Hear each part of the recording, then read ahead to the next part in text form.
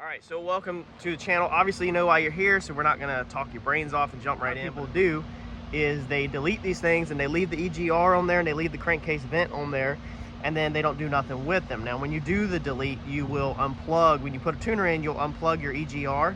You'll unplug the plugs on there, and I can show you that if you're gonna leave it on there. And that's currently what my other truck out here is like. The EGR is still on it. The crankcase vent is gone. It's been deleted through this company, Dynovox. I wanna show you their products. And it's worked out amazing for that truck still. It's the best CCV delete kit I have seen. I've used a couple of them, and the EGR delete is pretty basic. So if you're gonna order them together from the same company. This is the third time I have worked with this company, I believe it's the third time. And I've had no issues. So I can go ahead and tell you that working with them a couple times, so far no issues with them. Good company, very happy to work with them. I hit them up with this one. I was like, hey, we have another Super Duty. We need to do these deletes, and would you like to send us the products? And they did, so we're gonna go over it on the channel. Huge shout out to Dynovox today for sponsoring this video, and I'm excited to bring you this, and I'm hoping this fixes our issue. But either way, this will show you their product and shows you how it's installed. There's one piece on this product that we might change, and I'll show you whenever I get there. Nothing by their doing, but it's kind of a Ford issue that we're gonna try to work around possibly. So with this blowing white smoke, it runs extremely good. It's got blow by, and it could be the EGR has failed eternally on the inside of the truck, or it could be that the CCV is clogged up.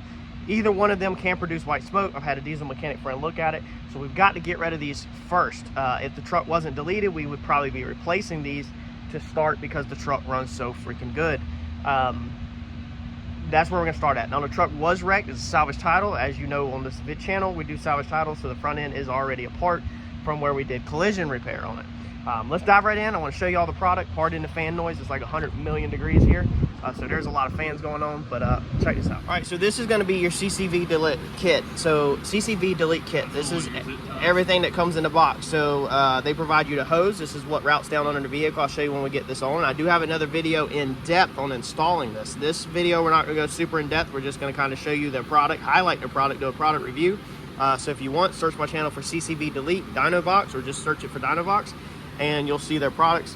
One thing I like about their kit is it comes with this piece right here. As I touched on in my other video, this is basically a screen so that nothing can get inside of it. So you don't have to worry about, I don't know what could get in it, but you don't have to worry about something big crawling up inside of there and then going inside the engine or anything. I don't know, but this just stops anything from getting inside of it that could come through this line and get in there.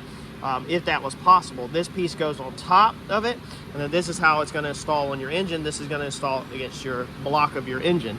Now, if you don't want to use this piece, if this piece is too tall, you can opt to leave that off like that, and you can use just this. So this is what makes their kit so freaking good, is the universal bit to it. I think we did not use a couple of these bolts in the previous video I went over, and then this one right here, they provide 2 O-rings with.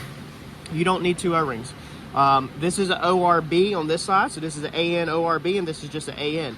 ORB stands for O-ring boss, and that is what it goes right there, an O-ring. I guess you could put 2 on if we wanted to, because there is enough room to put 2 on, but I don't want to teach you, can't even do it one-handed. I don't want to teach you to put 2 on because ORBs are only supposed to have 1 on them. The O-ring that comes with this one doesn't get used either, so you're going to already have 2 O-rings left over. This is going to be a cap that you just put on a zip tie, and then this is going to be your other plug. So I'll show you how all these go on when we get in there. This is going to be your EGR delete kit. I've never done an EGR delete on any of these trucks, so this is going to be a first one, but I am going to try to avoid the problem that a lot of people have with the breaking the bolts, how the bolts break off in the engine, so I might do something different. One cool thing about this with them is they do have this plate that's made out of steel. This is going to be where a sensor goes in, I think. My buddy next door was telling me about it. We'll see when we get there to that one. And then all these other ones they're all block-off plates. So really good pieces. These are all aluminum. These are aluminum, but this one is steel right here. So no instructions, so I'll see how this thing goes together as I get to it. We'll dive right in, and I will show y'all as we go along. Again, pardon the background noise. This is an active shop. So this is what your CCV filter looks like. It's going to be this piece back here. We got our fuel bowl out. We got our lines out the way. We're going to start getting it out. Like I said, I have previous videos from Dynovox on detailed how to get this out. I'm going to just go ahead and yank this out in this video. If you want, check out our other videos. search the channel for Dynovox again, and it'll go more in depth. But that's where your CCV filter is located at. Your EGR is over there. Let's get this thing out. All right, so on mine, that's how mine looks. Okay, my hose goes up, down, near the bell housing on the transmission. I did not use this piece. I did test fit this piece on, but I think just like my other trucks, mine hits up here for some reason, so it's not quite enough clearance. I think if you maybe put the line on there first and slip it all in, you might can get it in there. It's gonna be a really tight fit using this piece. This piece really needs to be like half of its size, but it's perfectly fine like that. You know, you don't really need that. It's nice that they offer that, but you don't have to have it. But that's how it should look when it's all installed. All right, so being I used my 2 short bolts for back there on that piece, being I didn't use the long piece, I now don't have a short bolt for my block off. So as you can see, I just put my 10 back in there at the factory, and if you notice, it looks like it's a little bit off-centered. O-ring still should seal. So far, I've never had a problem with any of these kits. Should be fine, but that's it. That's gonna be your plug there, your piece back there. Put your fuel bowl back in. On this piece right here, I never take that apart. So that goes over there to that right there. I never take that apart. So what I do is come on my crankcase vent, being this piece is trash, and I literally just cut it off right here. I just cut it and put the cap on it in the vehicle. This is what your crankcase vent looks like. So you have the bolts. This is how it's in the vehicle, just like this. So you have the 2 bolts back there, the 1 bolt right there, and then 1 bolt up over top of there. And then that's pretty much literally trash. So you just take your little rubber piece and cap it, put a zip tie around it, and you're good to go. If you want to cut it back more shorter over there, you can, but it's hard to work underneath this pipe without taking this pipe out, so I do it as fast as possible. That's what that is. That's good to go. Snap our fuel bowl back in, and the CCV delete is done. If you are wanting to do something, this won't throw any check engine lights, won't mess up any check engine lights, nothing like that. Won't mess up anything. This is the thing to do. This is super easy, quick. This is the easiest one. That's why I started on it. EGR, you can see that thing is buried in there. Never done one, so very curious how that's gonna go. All right, so when you're doing the EGR or the delete on a truck, you're gonna unplug this plug right here, this orange plug, which is going to be on this piece right here. And then you will also unplug this sensor right here. Now this sensor was up on top of there, so you're gonna have this other orange plug that's unplugged. Also, I think there was one more plug. If I see it, I'll show y'all. Can't remember when I did the other trucks, which one it was, but I'm slowly just taking stuff apart on this. Like I said, there's tons of videos on YouTube on how to do the EGR stuff, so there's no reason for me to do an instructional video on it. I just want to show you this product. All right, here's with the EGR off. Now this didn't take me no time. It was pretty simple on this one. Some of them are complicated. So this is a 2016, and let's see here, I don't see no cut bracket or nothing. On the 11s, 12s, 13s, I don't know where it changed or if it changed. There is a bracket on the back of your EGR right here on this bolt that a lot of people fight with. But this was a 16. It was not on there. I don't know if this is a new one and has been changed, or if they just don't have them on 16s. Not sure, but normally there's a bracket in a lot of videos right there. Besides that, you have your bolt there, there, there, there, there, there, there. I think that's it. You got the crossover bolts. This is where we're gonna do things different. We're gonna utilize this kit that they sent us. We're gonna do this thing different. So these bolts right here break. It's all over the internet. Everybody's scared to death of doing this. I saw this tube. So I come in here and took a saw to this tube. I might go down lower now. I'm not 100% sure yet. But we are going to take the block off that they send us for here, which is steel. This is steel. And we're gonna weld. We're gonna cut the block off, and we're gonna weld the block off to this, so we can just screw it right in. We're not even gonna chance them bolts. Now them bolts might just come right out with no issues. I sprayed PB Blaster on them because I thought about doing it, but I decided not to. But we're going to just weld that straight on there, and then put our normal block off plates on there, like come with the kit. So we're gonna put this piece on and everything. This is the one that we're gonna cut. So Dynovox, if you're watching this, really, really cool product that y'all can make. Here's your opportunity. Super, super simple.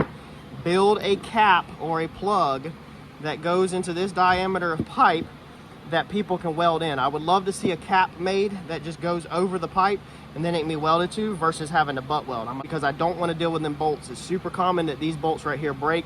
We don't want to deal with it. We're gonna put everything else on just like normal, like it's supposed to be, but I'm not even chancing it. I'm just gonna MIG weld it up and be done with it. On your piece, there's alignment tabs, so you can't get this backwards. They have also machined into theirs alignment tabs so that it lines up. Let's see here, and then the bolt on the center needs to be in like that, so that bolt can go straight through.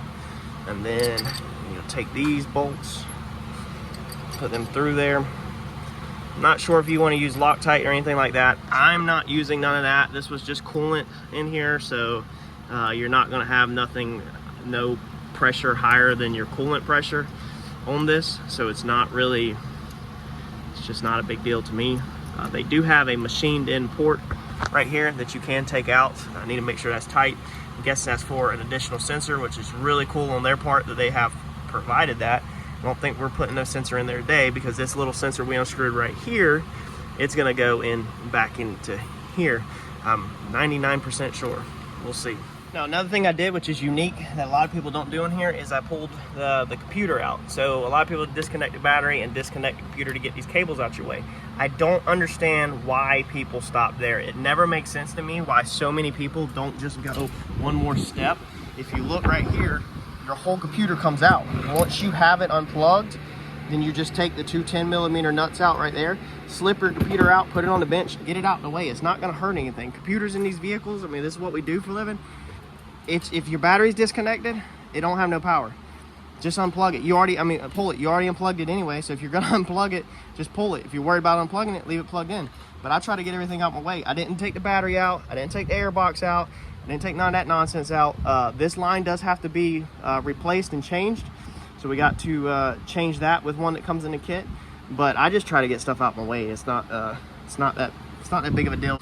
And when you get all your bolts out, I literally just took a sledgehammer and I just tapped the EGR on the end. You can take a dead blow hammer, whatever you want. EGR is trash, so don't worry about hitting it with a sledgehammer. I mean, it's literally scrap metal.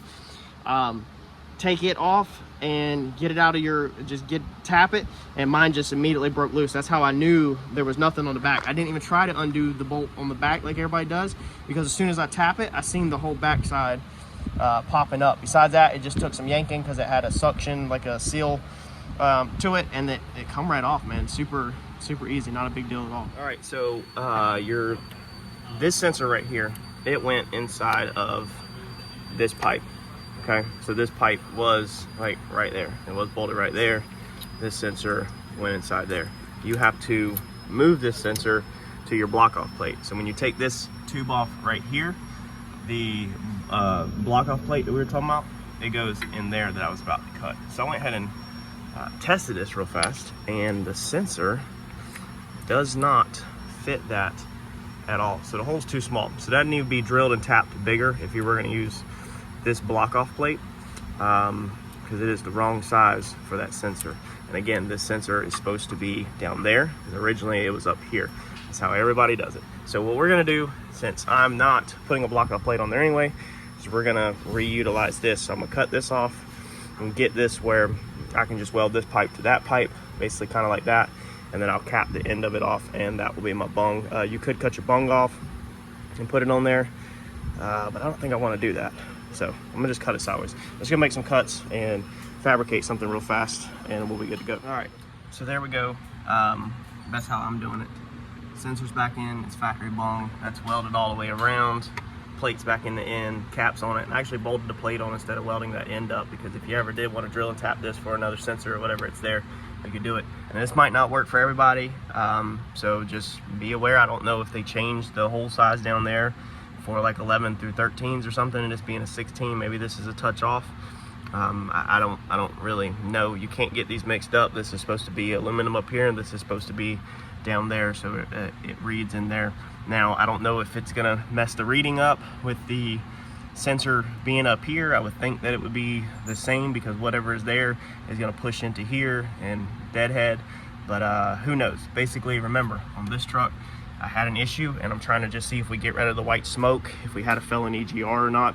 If I get rid of the white smoke and it's causing issues, at a later date, then I can revisit the possibility of changing that, or either possibly trying to attack them bolts down there. I basically don't want to put a ton of time into this right now and this thing end up being blowed up basically. So let's move forward and get our other lines hooked up, and it will be good for a test drive to see if this truck is good or not. All right, next with this kit is a super nice line that they send you. So it is going to clip through the firewall down there. This line that you unhooked from your EGR, that's what this one replaces. It's super nice, it's high quality. I mean, this is just a good line. It's got all the factory clips, all the factory connects and everything. However, I'm not going to use it, so it's a good quality. It'll work good, it'll go down there good. You'll see here, it'll go just like that, and then it'll loop up around and it will plug in right there just like that. That's how that's going to hook up. However, we're going to sit it off to the side because I want to clean the engine bay up a little bit and not hook up unneeded stuff, and we're going to reuse the factory line. So there's a line crossover. This line right here, okay, went into the EGR. You now have to get this hooked up into the system. Okay, so when this plugs on like that, that goes right there, everything goes back like that, you're good to go. You then take this piece that they got, you make this cut here and here, and you put these together. This line right here goes in the trash, so that ties that back together into the system of the two bottles, because the two bottles are routed into the radiator. This route's here into the radiator, and that route's all over like that. Okay, so there's another video out where he did excellent explanation on the 15 to 16 trucks, and that's probably the reason why a couple things are a little bit different on this one, because this is 15 to 16.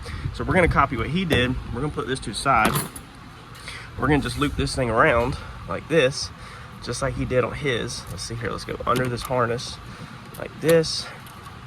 And again, you can do as you please, but I am about speed this morning, and I don't want to be sticking my hands down there trying to get aggravated and hook that thing. So I'm just going to, bam, plug that right back up like factory. Now what we'll do is we'll save this line, because if that line ever breaks or causes you a problem or leak, you can use this line. You put it right back in.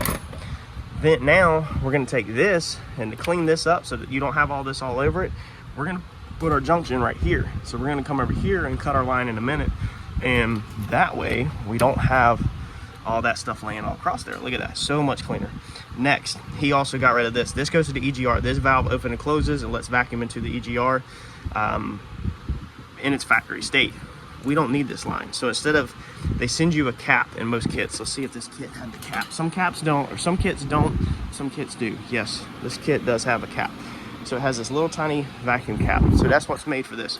They want you to, let's put it right there where we'll lose it. They want you to take this off, just like this, if I can get it off. Okay, take that off, and then you will put your cap over that line right there. Okay, and then this will all just still be, see here, don't need that. This will just be sitting in here somewhere, but you don't need this. This is dead. Now, this doesn't work. So if you follow this line around on the 15, 16 trucks, it goes right here. Okay, look at this. Look at this. Look at that, another item. Don't need more stuff out from underneath the hood of this truck to get in the way if anybody has to service this thing in the future. Now we will take our cap and we'll come right here and we'll put it on there. Voila. It's on there, it's installed, you're good to go. Okay, so next, let's see here. We got our coolant line hooked back up. We got our vacuum completely out the way. If you want to take this out the way, you can. They sent a bracket. I'm not 100% sure what the bracket's for. Let me know in the comments if you know. It could be for the other year truck. Got all my stuff tightened down. This sensor is, I watched the other video, it's going to be the exhaust gas temperature sensor. So in my theory, the exhaust gas is still going to be in here. It might be a little cooler right here, so it might not be 100% accurate reading, but again, that's how we're going to roll for right now. So our next step is going to be come over here, cut these lines, and splice this connector in. All right, next is going to be this nice hose that they send you, okay, to get rid of this ugly metal line. So what you have to do, most people take out the air in box, the battery tray. A lot of people take all that stuff out, but again, my situation, it's about speed. So you have to disconnect that line from right there above that sensor. So see where that sensor is with the green wires, okay? That line right there. Okay, the clip that's in frame. There's a sensor in this line on this truck. So a lot of people disconnect it from right here. That might be the 11 to 14 trucks, not sure, but this one has a sensor in this line. So you would need to disconnect it from right there. As you can see, that's super tight. I just want to see if my truck's blowed up. So we are gonna skip it for now and just leave this line in. If this truck is not blowed up and doesn't have issues, then we will definitely go back and install their line. But this will just get me to go down the road. And you could leave it like that perfectly fine with no issues if you want to unhook the bare minimum. But this is definitely going to clean up the engine bay, and this will definitely be what we will be putting on at a later date. Now, one disappointing fact or piece is they send you the clamps for the big line, but they don't send you no little clamps for the little line. So you're gonna have to pick you up some where you make your splice, no matter if you make your splice here or if you make your splice over there. Again, if this causes issues, I've seen somebody else do it on YouTube, if this causes issues with heating or anything like that, then I will put the line back. I'm not throwing none of the stuff in the trash. I will put a junction here and junction back there and put it back tied into that line. I just need to get down the road right now and see if this thing is still rolling white smoke or not. So that's gonna be pretty much your whole install kit. Overall, I was happy with it. Like I said, the stuff that I did not use was by choice, just for my application. But the good thing is that they send you enough stuff where you can basically do whatever's needed for your application and kind of switch it up if you need to. So let me hunt down them other clamps, and then that's gonna be a wrap for this kit.